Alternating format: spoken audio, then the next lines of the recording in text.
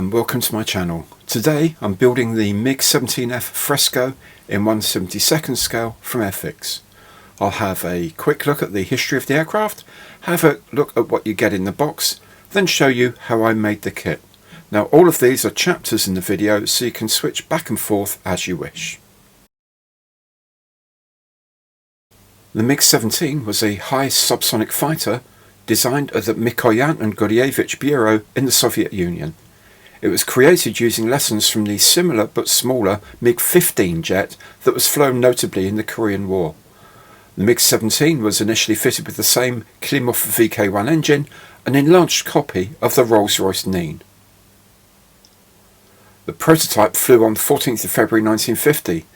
Early testing revealed some critical issues, including tail flutter that caused a crash, killing legendary test pilot Ivan Ivachenko. After modifications were made, the MiG-17 entered production in September 1951 and serviced the following year.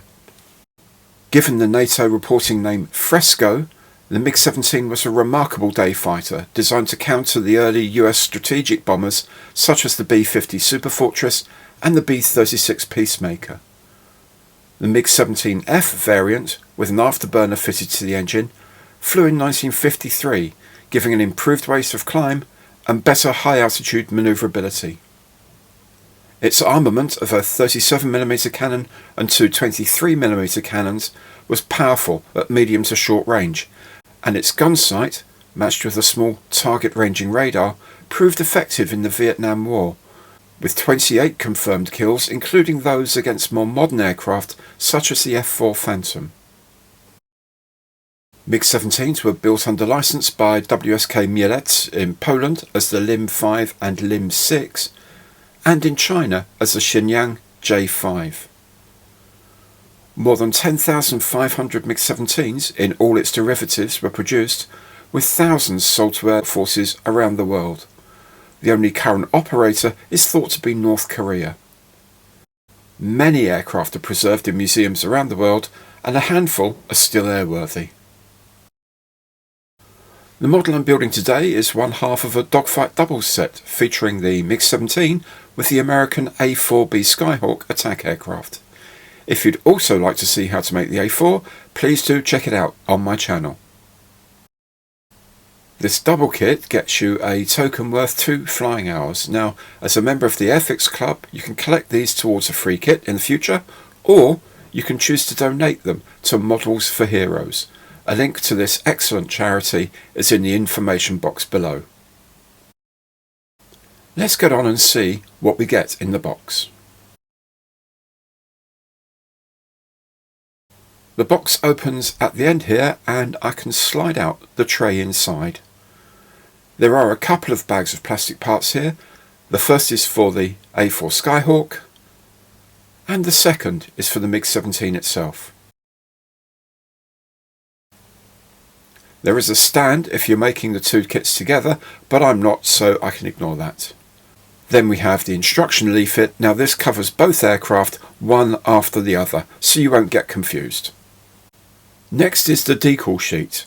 At the top are the markings for the Skyhawk, at the bottom are the markings for the MiG-17 from the 921st Air Regiment of the Vietnamese People's Air Force. There are plenty of stencils, but the instructions do say that many of these would have been painted over or forgotten during maintenance during the war, so it really is still up to you how many you use. Anyway, the decals are nicely printed, crisp, and have good colours. Finally, there's a bag with some paints, a couple of brushes and some glue. I haven't yet figured out what the yellow paint is for. The parts for the MiG-17 are contained in these 3 large sprues of grey plastic, plus one of transparent plastic for the canopy and some lights. The parts seem well moulded and crisp with very little flash. Onwards then with building the kit.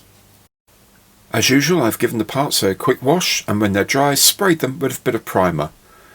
Then I can start painting the inside of the cockpit. The ejection seat comes in 2 pieces, a base and the back, which I've pre-painted, but I'll add the paint for the straps later on. The instrument panel is painted black as usual, and I'll apply decals here and inside the cockpit at this point. With the decals dry, I fit the cockpit floor to the bottom and the instrument panel to the top of one half of the cockpit tub. Then I can fit the other half.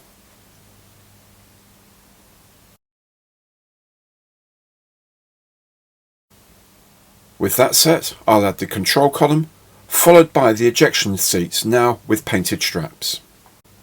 Now to weight the nose. Now Airfix say to add 20 grams to the front of the cockpit tub. A quick calculation shows that the hole there is about 3/4 of a cc. This much liquid mercury weighs less than 10 grams. I'll mark Airfix with an F for basic science.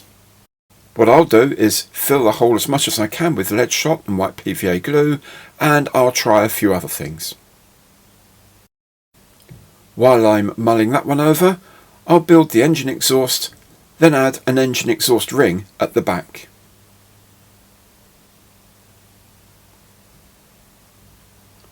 I've marked the fuselage with the rough wheel location and where the cockpit tub fits in. The tub slots into place very simply. Then I can add the engine exhaust section to the rear of the fuselage.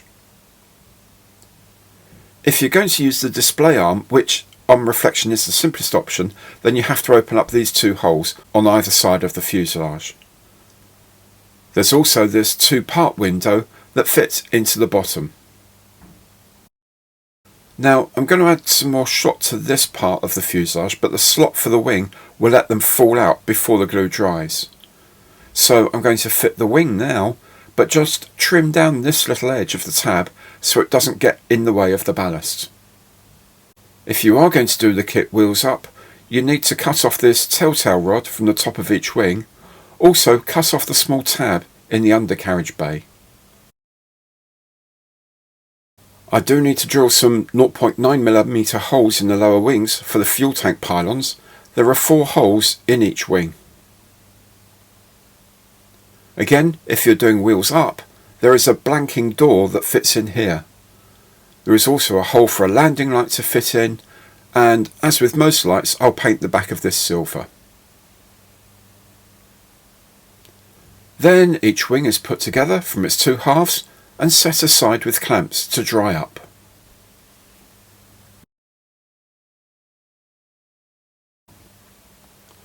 When the wings are dry, I can slot them into the fuselage halves, and then when they're set, I can fill the space I marked out before with more shot and glue. We'll need quite a lot more because we're now closer to the pivot point over the wheels. This is frankly a lot of lead. But with those dry, I can finally put the 2 halves of the fuselage together and leave them to set.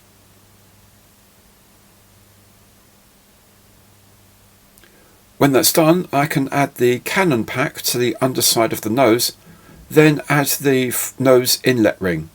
I'll fiddle around with the alignment and then keep it all in place with tape.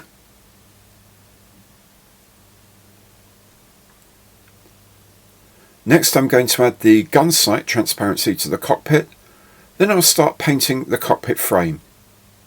First I'll use black acrylic.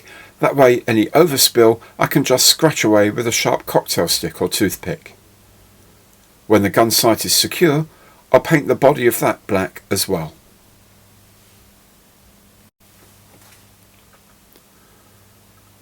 At the tail end I can fit the 2 rudder pieces in place.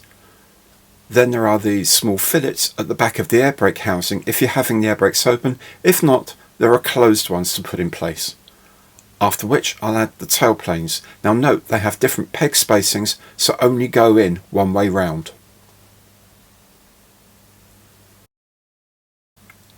Back to the nose, and I can add the 37mm gun barrel first, followed by the 2 23mm barrels. Then the windshield and canopy go in place with a bit of white PVA glue. When that has dried, I'll brush paint the whole kit with Vallejo aluminium and then airbrush in some olive green patches. Now once all the paint has dried, I can start on the decals. As usual, I use tweezers to hold the backing paper and a paintbrush to persuade the decals into place. I must say that I love the way the red and yellow stand out against the metal and olive colours. Under the wings now, and I'm fitting the pylon and forward brace for the fuel tanks. With those setting up, I'll start on the wheels.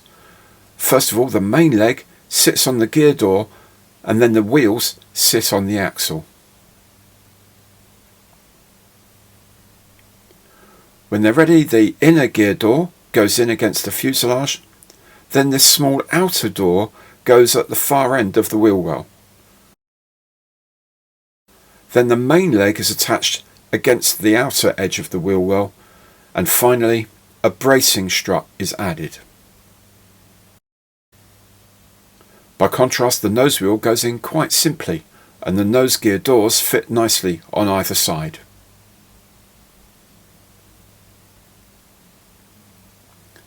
The fuel tanks can now be added. They sit very securely on the pylon and brace. The open air brakes fit into the sides and are held open with a small ram. Then a radio mask goes on the side of the fuselage and pitot probes on the ends of the wings. And that is your MiG complete. So there it is, the Mikoyan-Guryevich MiG-17F. Not at all bad, but if you're using the undercarriage, then the issue with balance is a lot to overcome, and you might just want to use the model oil barrel supplied to prop up the tail. Now remember, if you've enjoyed this video and found it useful, please do subscribe to my channel if you haven't already, for some more builds and other projects as they're completed. Thank you so much for watching, and I'll see you next time.